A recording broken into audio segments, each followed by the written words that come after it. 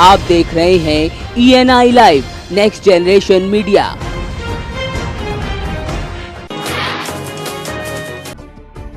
पाकिस्तान की बर्बरता का शिकार हुए जवान प्रेम सागर का शव बीती शाम सेना के हेलीकॉप्टर से उनके गृह जनपद पहुंचा, जहां सूबे के कृषि मंत्री सूर्य प्रताप शाही के साथ जिले के आला अधिकारी उनकी अगुवाई में मौजूद थे। इस मौके पर जगह जगह पुष्प बरसाकर अमर शहीद को श्रद्धांजलि दी गई, तो वहीं पाकिस्तान के विरोध में लोगों में रोष देखने को मिला। पाकिस्तान मुर्दाबाद, पाकिस्तान मुर्दाबाद, पाकिस्तान मुर्दाबाद, पाकिस्तान मुर्दाबाद, पाकिस्तान मुर्दाबाद, पाकिस्तान मुर्दाबाद, पाकिस्तान मुर्दाबाद, पाकिस्तान मुर्दाबाद।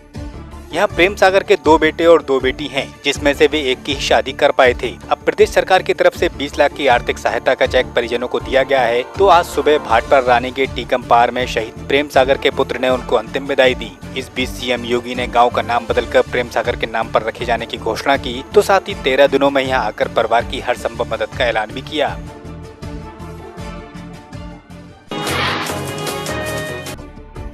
प्रदेश में स्वास्थ्य सेवाएं कितनी बीमार हैं, इसकी एक बानगी कन्नौज जिले में देखने को मिली। यहाँ स्वास्थ्य महकमे की मिली भगत से खुलेआम झोला छाप डॉक्टर मासूमों के जीवन से खिलवाड़ कर रहे हैं। मामला उस वक्त उजागर हुआ जब उप जिलाधिकारी ने मेडिकल स्टोर पर छापा मारा, जहां उन्हें मेडिकल स्टोर की आड़ में पूरा अस्पताल चलता नजर आया। हैरानी की बात यह है कि झोला छाप डॉक्टरों का मखड़जाल पूरे जिले में फैला है और स्वास्थ्य महकमा इससे पूरी तरह बेखबर है। मेडिकल स्टोर था वो एक महिला के नाम था, लेकिन उसकी जगह दूसरा व्यक्ति उसको संचालित कर रहा था और साथ ही वहाँ पर वो क्लिनिक भी चला रहा था और वहाँ बेड था और एक पेशेंट जिसको वो ग्लूकोज चढ़ा रहे थे और ये जो सूचना मिली थी वो सही पाई गई। अब इसके आधार पर पूरे जनपद में सीएमओ साहब के साथ और जो खाद्य एवं औषध प्रशासन के अधिकारी हैं, मजिस्ट्रेट और पुलिस की टीम बना करके पूरे जनपद में इस तरह के प्रकरणों की जांच करा करके कार्रवाई होगी। बेटा बेटी में कोई फर्क नहीं, लेकिन आज भी पंचायतें लड़कियों पर प्रतिबंध लगाने वाले तुगलकी फरमान सुनाती हैं। ऐसा ही तुगलकी फरमान मथुरा के गोवर्धन इलाके में मडौरा गांव में हुई पंचायत में सुनाया गया। पंचायत ने फरमान जारी किया है कि अगर गांव की कोई भी लड़की राह चलते मोबाइल पर बात करेगी तो उस पर 21,000 का जुर्माना लगाया जाएगा।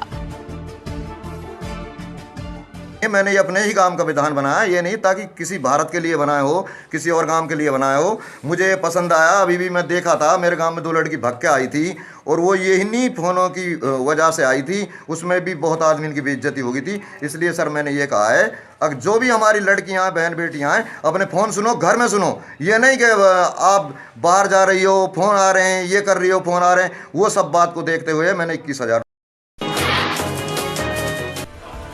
यूपी के बांदा में डकैत फिर सक्रिय हो गए हैं। डीजीपी के गृह जनपद होने के बाद भी पुलिस पर फिर 10 पीड़ितों के साथ नाइंसाफी करने का गंभीर आरोप लगा है। कालिंजर नरसंहार करने वाले 10 गैंग ने एक बार फिर उस किसान को जान से मारने की धमकी दी है, जिसका 10 साल पहले ये गैंग अपहरण कर फिरौती वसूल चुका है। थाना पुलिस से निराश किसान ने अब एसपी से फरियाद की है। फिरौती मांगी गई, फिरौती देने के बाद में मेरी पकड़ छोड़ी गई और फिर उसके बाद में मुझे धमकी दी गई कि आप जो है किसी तरह की FIR वगैरह नहीं करें। अब फिर पुनः 10 यादव, पप्पू यादव के गिरोह का एक सदस्य परमेश्वर दीन धुंडा, ये जो है मुझे बराबर धमकी दे रहा है, जान से मारने की धमकी दे रहा है, जंगल में उठवा ले जाने की बात कह रहा है, बनवा के कह रहा सड़वा डालूंगा। मेरी जान को खतरा है। हाथरस के थाना सादाबाद क्षेत्र के गांव कुरसंडा से 1 साल पहले लापता बेटे को पाने के लिए तहसील दिवस में आला अधिकारियों के सामने पिता ने गुहार लगाई। पिता का आरोप है कि थाने में उसके साथ अभद्रता की जाती है। पुलिस प्रशासन से मदद मांगी, लेकिन 1 साल हो गया, बेटे का अभी तक कोई सुराग नहीं लग पाया। हार कर पीड़ित पिता ने आत्मदाह की चेतावनी दी है।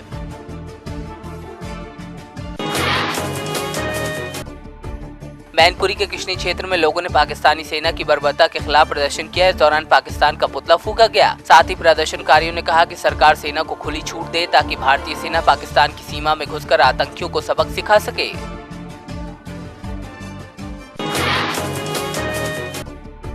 संभल में तुर्क बिरादरी ने शादियों में हो रहे फिजूल खर्ची को रोकने के लिए कई दकियानूसी रिवाज बंद करने का ऐलान किया है। बिरादरी के नेताओं ने साफ साफ लफ्जों में गाय की रक्षा का ऐलान करते हुए हिंदू जनमानस को भाईचारे का संदेश दिया। साथ ही नेताओं ने कहा कि ना तो वो गौकशी करेंगे और ना ही होने देंगे। अगर कोई करता है तो उसका विरोध किया जाएगा।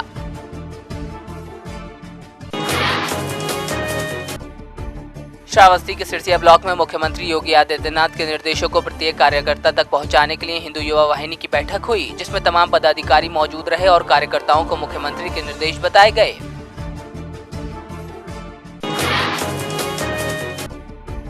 महिलाओं की सुरक्षा के लिए योगी सरकार ने एंटी रोमियो दस्ते का गठन किया है, लेकिन फतेहपुर जिले की सदर कोतवाली क्षेत्र में एंटी रोमियो अभियान की पोल खुल गई, जहां एक नर्सिंग होम संचालक ने शराब के नशे में अपने ही नर्सिंग होम में काम करने वाली महिला से बदसलूकी की। इतना ही नहीं, उसके साथ अश्लील हरकत करने से भी गुरेज नहीं किया। महिला का कसूर सिर्फ इतना था कि उसने अपना वेतन मांगा था। वहीं पुलिस इस घटना के बाद महिला की तहरीर पर मुकदमा दर्ज कर जाँच में जुटी है। फतेहपुर पुलिस ने मुखबिर की सूचना पर राधानगर के खुशवंत राय नगर मोहल्ले में छापा मारकर आईपीएल मैच में सट्टा लगाने वाले 3 युवकों को गिरफ्तार कर सलाखों के पीछे डाल दिया। वहीं तीनों युवकों के पास से पुलिस ने सट्टे में उपयोग किए जा रहे साजो सामान समेत 8 मोबाइल फोन और 10,000 रुपए बरामद किए हैं।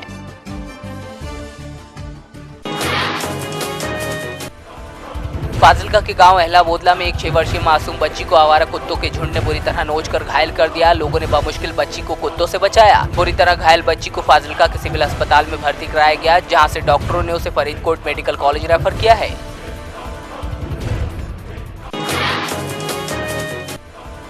मोगा पुलिस ने थाना धर्मकोट क्षेत्र के गांव बडुवाला में चेकिंग के दौरान 3 बाइक चोरों को हिरासत में लिया। आरोपियों की निशानदेही पर पुलिस ने 10 चोरी की बाइक्स बरामद की हैं। पूरे मामले की जानकारी डीएसपी सुरेंद्र सिंह ने प्रेस वार्ता के दौरान दी। गश्त के दौरान ही ढोलेवा पिंड कोलों मोटरसाइकिल पे ये बंदे आ रहे थे, तो मैं रोक के चैकअप किया तो इन्हों जो मोटरसाइकिल से वो चोरी के निकले। और जो होर ढंगाई ना थोड़ी पुछगिछ की तो बाद में असी दफा 27 के इन्हों को होर कवरियां कराई। वो संबंधी असी FIR दर्ज की है धर्मकोट के 10 मोटरसाइकिल और एक गड्डी है और स्कूटरी।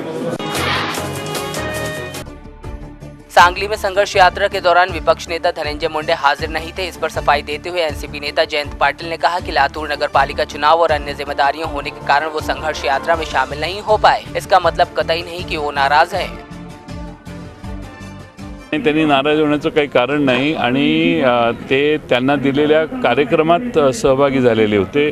लातूरला महानगरपालिकेच्या निवडणुका होत्या, अन्य निवडणुकांच्यात ते गुंतलेले होते आणि त्यामुळे जेवढं शक्य होतं त्यावेळी त्यांनी संघर्ष यात्रेत उपस्थिती दाखवलेली होती आणि ज्या ठिकाणी त्यांना दुसरं काम होतं त्या ठिकाणी त्यांना दुसरं काम पक्षाने सांगितलेलं ते करत होते। त्यामुळे आमच्या पक्षात नाराजीचा प्रश्न उद्भवत नाही।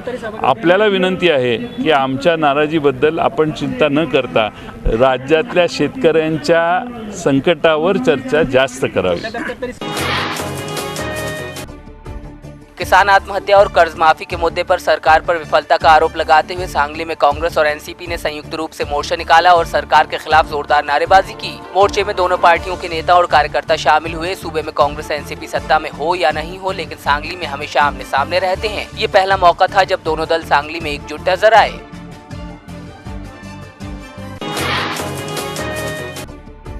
सोलापुर में विधायक नारायण पाटिल का किसानों ने घेराव किया। साथ ही मांग की गई कि करमाले तालुका को पानी की किल्लत से छुटकारा मिले। तो वहीं जिला बैंक संचालिका रश्मि बागल और मकाई शुगर मिल के अध्यक्ष दिग्विजय बागल की अगुवाई में आंदोलन किया गया।